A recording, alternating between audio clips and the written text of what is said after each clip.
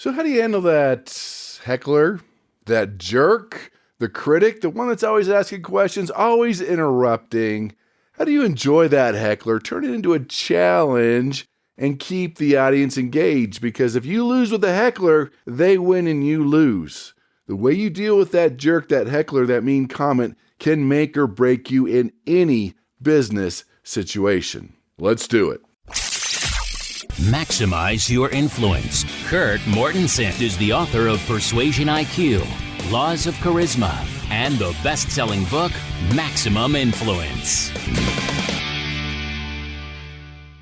So we've all met that heckler, the mean person, the jerk, the critic. What do they call it? The negative Nancy, always finding something wrong, something negative. Pessimistic Paul, that no matter what, it's not going to work out. Things are bad, things are wrong. Or the person, again, it's just mean, trying to make you look bad, trying to make themselves look good. We're going to talk about these skills. They'll make a huge difference in your success, in your persuasion, in your influence. So welcome back to Maximum Influence. This is podcast 551. Kurt Mortensen here. So glad to have you here. Tell your family, friends, and enemies about the podcast. We're on iTunes, Spotify, YouTube, and iHeartRadio. So as you know, we're going to focus on those soft skills because there's been a massive drop. Why? Number one, you've heard me say it before, because we didn't learn in school. Number two, there's a massive drop in soft skills around the world, cell phones, media, tech. And number three, 85% of your success in life goes to your soft skills. Now, the other 15% is your core competence. You need that, but a lot of people have that. It's the soft skills that makes the difference. In fact, I do a lot with college students, teach some college courses. I've been helping some college students with job interviews, and I did a little research on the complaints that people do in the job interviews with the generation that they're hiring. Of course, on the online interviews, they don't turn the camera on. Face-to-face, lack of eye contact. They're still looking at their phone, not prepared. And get this, I had to look it up twice. They are bringing their parents to the job interview. Really? All right. So whatever you need to do you, but that's not going to get you the job. So let's take it to our geeky, scholarly article. This comes from UC Berkeley, Proceedings of the National Academy of Sciences, and Dr. Cameron Anderson, talking about being a selfish jerk doesn't get you ahead. The evidence is in, nice guys and gals don't finish last, and being a selfish jerk doesn't get you ahead. So that's the conclusion from the research. They looked at disagreeable people, mean people, jerky people, if that's a word, those with selfish, combative, manipulative personalities. They looked at them in college, in graduate school, and their careers, and they followed people for 14 years. They found no matter the individual or context, disagreeableness did not give people an advantage in the competition for power, even in a more cutthroat dog-eat-dog organizational cultures. In fact, researching Persuasion IQ, I found a Harvard study that found that 66% of the people fired from their jobs are fired because of their inability to work with people. And here's the tough part. They're not told that. You get sued for things like that, especially in the United States. Yeah, nobody liked you. You're not a likable person. You're kind of a jerk. Yeah, you can't say things like that, so that person never knows they were fired because nobody liked them. That's just how it is. In fact, I've asked people in leadership training, if there's 10 people and you have to fire 2 and everything's equal, right? Their IQ, their talent, everything's equal. You have to fire 2. Who do you fire? The ones that aren't getting along with the group, the ones they don't like. That's kind of human nature. So the researchers conducted 2 studies of people who had completed personality assessments as undergraduates and MBAs at 3 different universities. And they followed them for those 14 years, asked about their power and rank in their workplace hierarchies, as well as the culture of their organizations. They also asked their coworkers about those participants, about their workplace behavior. Across the board, they found those that scored high on disagreeable traits were not more likely to have attained power than those who were generous, trustworthy, and generally nice. So they don't get ahead faster than others. So being a jerk just doesn't help.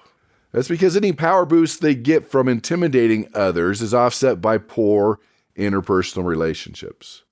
They found that extroverts were the most likely to have advanced in the organizations based on sociability, energy, and assertiveness. The bad news here is that the organizations do place disagreeable individuals in charge just as often as agreeable people. They do allow jerks to gain power at the same rate as anyone else, even though long-term those jerks, as they say, do serious damage to the organization. Again, they get the job done, they do the hard stuff, they're willing to fire, they're willing to yell, but morale, the relationships, long-term business success, it's not there. And let me add persuasion influence. Likability is a huge piece. Now, trust is more important, but when you can add trust with likability, it's easier for you to become a leader and others to be persuaded by you and to follow you. So these jerks that are in positions of power are abusive, prioritize their own self-interest, create corrupt cultures, and ultimately cause the department or organization to fail. Bottom line, agreeable people in power produce better outcomes. I think all companies should say, hey, don't take the personality assessment, take your jerk assessment. But if there was a good jerk assessment, you'd probably have to take a look at their personality, psychopathic tendencies, narcissism, maybe an empathy assessment if they really don't care about other people, maybe something with social skills, people skills, are they able to interact with others? That's the key to being successful in persuasion, motivation, influence, and leadership. So that's our geeky, scholarly article, which takes us to our persuasion blunder. Don't! And this goes back to 2006. I'm a big fan of Seinfeld. Probably one of the better shows ever created for TV. That's my kind of humor. Anyway, if you've ever seen the show, Michael Richards played a person named Kramer on the show. Great actor, big part of the success of the show, and he was doing stand-up comedy. He was in the Laugh Factory in Los Angeles, where, when you're a comedian, you get heckled. Some comedians get nervous and upset, and it destroys their routine. Some comedians, if you've noticed, turn it around. It actually helps their routine, their comedy. It makes it more fun. Anyway, I don't know if he was having a bad night, what was going on. Some of the audience members were heckling him. He went racial. He used some words he shouldn't be using. He said some things that you don't say to anybody. And of course, everything's captured on video now. Went viral online. Huge public backlash. He tried to apologize. Didn't work. Video doesn't lie. And he hasn't done much since. Pretty much ended his stand-up career, damaged his public image, and people haven't seen him around. So this is an important reminder on how you deal with the heckler. What you say and do is important. Everything's recorded. You can't recover from things like that. Even if it's not recorded, it's hard to recover. Let me add to this blunder. So I was talking to another professional speaker, speaking to this large audience, open bar. Now, if you know anything about heckling, that increases heckling. Large meals, open bar, late at night, people getting tired. That all increases heckling. Anyway, drunk person in the back saying rude remarks, kind of heckling. The speaker says, hey, you're not listening, just go home. And this person did. The speaker was thinking, oh, good, now we can continue. But then everybody else left. It was the CEO, had too much to drink. There was a tragedy in the family. I don't know all the details, but he wasn't completely with it, had too much to drink. Everyone felt bad for the slamming of the CEO, and everyone left. I'm not even sure if this speaker got paid. Or I was talking to a college student about this college professor who was getting heckled by a student. Again, it's kind of fun to heckle. It's even fun for the audience. Because when a professor or speaker gets heckled, the audience is like, ooh, how are they going to handle that? It actually grabs attention. Anyway, going back and forth, and the professor gets upset, throws a zinger, and the student says, whoa, don't have a cow. And the professor says, I don't have a cow. I'm a full professor. I'll always be smarter than you. Yeah, that's the one thing everyone remembers from that class. That one experience. People don't recover. That's what they're talking about. That's what I'm talking about. You have to be so careful. It's basically adult teasing. Heckling is adult teasing. And why do you tease growing up? You're looking for a reaction. That's what you're looking for. You want a reaction. And if you give them a reaction, it's going to keep coming. So that is our blunder. How do we deal with that? Which brings us into our email and our contact. This is from Tiago from Brazil. Oh, boy! He says, you talk of hecklers and the International Heckling Association. Let me clarify that one. So when I teach public speaking, especially on a university level, I mean, if you can't be a public speaker without dealing with hecklers. So I let the students know the last speech of the year, I'm going to bring in a heckler from the International Heckling Association. They're Googling, they're looking it up. They don't post it. They're not public. And I let them think that maybe there is. I'll let you think too. There's an International Heckling Association. I'll just leave it at that. He says, when I'm giving presentation, I'm noticing an increase in distractors, rude behavior, and hecklers. How can I handle this better, maintain my ability to persuade, and turn it into a win?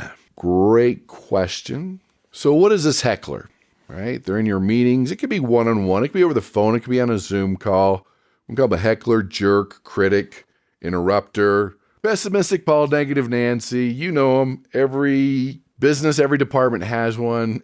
So what is heckling? It's anything that's disruptive. Even in politics, they call it bracketing, where they pay people to heckle to see how people will react. Because if you can get your opponent to go off the rails, get angry, you're winning that political battle. Because remember, if you are speaking, you're in control of that meeting. If someone has a heart attack, a baby's crying, it's too hot, fire alarm goes off, whatever it is, you have to handle that. That includes the heckler.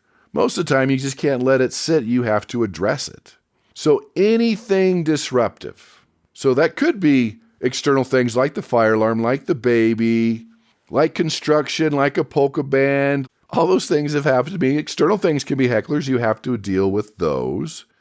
Then you have the venom heckle. That's what we think about most of the time. Just the mean, putting you on the spot. And then there's the clueless heckle, which is talking on the cell phone, not realizing it's bothering everyone, watching a video online during a presentation, falling asleep, too many questions, or even off-the-wall questions. So anything that's taking you off course, anything that's a disruption from external, from mean people, from people that are just clueless, they don't realize that they are disrupting everything. You know, walking in the room late, going up and getting refreshments in the middle of your presentation could all be clueless heckling. So we're going to talk about why we do this. It's adult teasing. People are looking for attention. It is kind of fun to push people's buttons and watch them react. It could be done out of resentment that you got the promotion and they didn't. There are a variety of factors there. We just know that it happens. From coworkers, from angry people, from the environment, people missing those filters are all part of this. So it happens. Again, especially when people are anonymous, when you're in a room full of people that don't know each other, late at night, they're tired from days of training, open bar, heavy meal. Even when things haven't been going their way from sports to politics to business deals, can put people in a bad mood, which could cause them to heckle more. It's there. But I don't mind hecklers. In fact, it actually makes my job more fun. I'm like, all right, how am I going to deal with this? How am I going to handle this? They're trying to pull me down. And they're like, not on my watch. And so you have to get yourself in the right mindset and realize that this can be fun. This is part of your job. This is what you do. So we have this heckling, this disruption. Again, either the environment, someone being mean, that venom, someone being clueless. We've got to deal with it. Now, if someone's fallen asleep in the back of the room and they're not snoring and nobody knows, probably not a big deal. But if they're snoring and everyone's turning around, you have to deal with it. So let's talk about it in stages, because some people don't even realize that they're heckling, especially with teenagers. Have you ever taught any high school courses? You're like, excuse me, what did you say? Oh, nothing, right? They'll back up, they'll retreat. Did you want to share that with everybody? No. Is that in text important? Do you want to read that? No, right? Just kind of calling people out. So stage one, maybe they're looking for attention, give it to them. If they have a story, a joke to tell, have them come up and help you with the presentation, with the group exercise. But here's the key. Remember, it's adult teasing. Let them know it's not getting to you. If you get upset, start crying, use profanity, they're going to do more, even if it gets to you. I know you put your heart and soul into this presentation, but if it is getting to you, you can't let them know. But the main thing here is just smile, pause and ignore and move on, see what happens. Maybe you can glance at them with the pause, give them that eye contact, ask them to repeat it. Those are things you do that you usually handle. I'd say about 80% of the time is going to handle it. Like I say, when there's a fire alarm going off, they're looking to you. When the temperature's too hot, they're looking to you. When the equipment's failures, it's going to be your fault. I've had someone trip over my laptop and it fell on the floor and broke. about 3 minutes before I had to start, right? Yeah, it's very upsetting, but you can't let that get to you. I was doing this youth conference in Washington State, full of youth, and these boys in the back made faces at me the whole time. Why? I don't know. That's who they are. I mentioned a polka band, wedding. Those things happen. You have to stop and deal with those. Shut the curtains, go to another room. I was in San Francisco once, and this beautiful girl came walking in a bikini. She's all, can I come in and learn? I'm like, sure, have a seat. I mean, what do? Things happen. People try to distract you. So smile, pause, ignore, call them out if you need to. And I would respond with humor. Have fun with it. Smile. It's not getting to you. But if you can get a little chuckle out of the audience, respond with humor, 80% of the time, done, and done. Well, let's go to stage 2. Or let's just say 15% of the time. I have to leave a little wiggle room for stage 3, which is rare, but it does happen. So stage 2, you got to reduce their anonymity, feeling anonymous. Have them stand up and introduce themselves, what state they're from, what company they're from, what is their name. That can reduce the heckling. And the key here, too, at this point is don't tell them that they're wrong. Say, interesting point. Well, that's unbelievable. Thanks for sharing. Not that you really appreciate it, but don't want to back them in a corner on a stage 2. Don't tell them that they're wrong, that they're dumb, they're stupid, they're way off course. Just say, interesting. Thanks for sharing. That's unbelievable. Maybe we'll address that later. You can talk to them ahead of time. Hey, I appreciate all your comments and your questions. I'm trying to get everyone to participate. Can you help get everyone to participate with their questions? And at the break, you can say, I don't know. You can say, let me send you an email on that. And at the break, you can say, come on, give me a chance here. I'm putting my heart and soul into this. You're heckling me. You're having these mean questions. You're putting me on the spot. Can you help me out? Can you do me a favor? And that's something you can do at the break. And they'll realize like, I am being mean. So reduce their anonymity, pull them aside at the break. And I would add, apology is cheap. This is important in negotiation. This is important when people are angry, because some people heckle when they're angry, when they're all upset about something you did, something you said during the presentation in the past. And many times you can say, wow, I did? Wow, I apologize. I didn't mean to offend you. Watch them deflate. Just say, okay. Now, apology is not always appropriate, but if it's something you didn't mean, an offensive joke you told you didn't know was offensive, because what's offensive now wasn't offensive 10 years ago, so we have to be careful. That's a whole other podcast. Go to the archives if you want to check out humor and how to use appropriate humor. Someone's on the cell phone, maybe talk to them at the break or just pause till they're done. I remember the International Heckling Association coming into my college course, and the student was speaking, and this heckler was leading the audience and stood up and walked to the front of the class. It says, Betty Sue, high school, you remember me? It's Frank. That would be clueless heckling, by the way. And she just smiled and said, hey, it's good to see you. Hope you're doing well. But you know what? I'm in the middle of a presentation right now. Can we talk about this afterwards? Like, oh, sure. That's important to maintain control. I remember doing a seminar once. There's this couple in the back, cuddling, lovey-dovey. I'm like, okay, whatever. It's not bothering anybody. Until the wife walked in, and then all hell broke loose. And so yeah, I had to take a break. I asked him to leave because she was going to follow him wherever he went. Got control back. That is heckling. Anything that's distracting. Anything that could take you off course. And final stage, I'd say 1-2%, maybe up to 5%, depending on the type of audience you're speaking to. This is it. You need to confront them. You're there. You say, no, leave. You're calling security. You're telling them to leave. You might even ask the audience, hey, this has been very disruptive. Do you want me to address that, or do you want them to leave? And you can sense when they're on your side. Because that's something really important to use, is use your audience through all the stages. I don't know, what do you guys think? You want to talk about that? What do you want to do? Especially at this stage, when you're sensing that they're on your side, take a vote, call security, give them a refund, tell them to leave. That's just how it works. It's better to kick one person out than the whole audience to be pulled down, to be upset, to not listen, to be focusing on the heckler. Get rid of them. I remember a seminar once, as someone walked in, they reeked of urine. It was bothering the whole audience. I have a signal to my staff. They pulled them out and says, hey, you have a message outside. They're like, what, huh? No one knows I'm here. And they went outside like, yeah, you stink, leave. But we did it outside one-on-one instead of the whole audience. That can be appropriate. I was doing the Zoom call. Probably about 50 people on there. And this lady kept unmuting and saying mean things and doing things. And and I had to be careful because I was the presenter. Because if you say, hey, shut up, hey, you're dumb, especially at stage 1, the whole audience will turn against you. So I let it ride for a little bit and it kept getting worse and worse. And finally she says, Kurt, you're way off course. I speak for the group when you should be doing this, this, and this. We paid for this, this, and this. And I said, okay, appreciate your feedback. Not that I did. But I said, all right, group, what do you think? What do you want to do here? And it was awesome. They called her names. They told her to hang up. They called her the B word. She hung up. We moved on. I didn't have to lose face because if I would have said that, I would have lost face with the audience, even though they were thinking and feeling the same thing. So there you have it. That is handling the heckler, the jerk, the critic, the mean person, the interrupter, the constant questioner. Whatever it is, that's how you handle it. Now you have the tools. So thanks for being here. Appreciate it. Tell your family and friends and enemies about the podcast. Go to MaximizeYourInfluence.com. You can take your free Persuasion IQ assessment, see our advanced training. Find out more about InfluenceUniversity.com. There's a 52-week advanced program, the libraries, my books, the persuasion software that persuades for you.